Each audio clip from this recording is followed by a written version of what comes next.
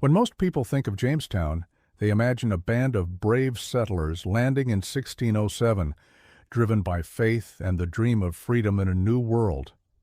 But the truth is far less heroic and far more human. Jamestown wasn't founded for religious freedom.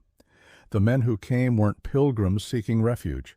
They were investors and laborers chasing profit. The Virginia Company of London financed the expedition, hoping to find gold, silver, or a quick route to Asia. This was a business deal, not a mission from God. The settlers' orders were to make money, not to build a new society. But what they found was a world that refused to cooperate. The land was swampy, the water undrinkable, and disease spread quickly. Many settlers were unprepared, not because they were lazy, but because they had been misled.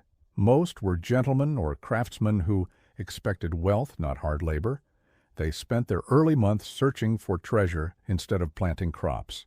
And when reality hit, starvation followed. By the winter of 1609, the starving time had reduced hundreds to a few dozen survivors. Accounts from the period describe people eating whatever they could find, and archaeological evidence confirms just how desperate that winter became.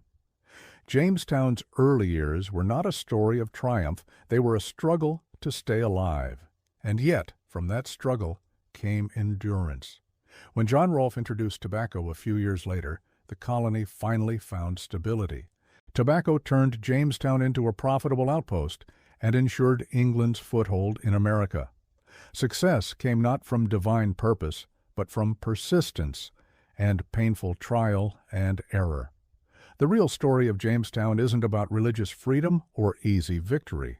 It's about human ambition, miscalculation, and the will to survive against impossible odds.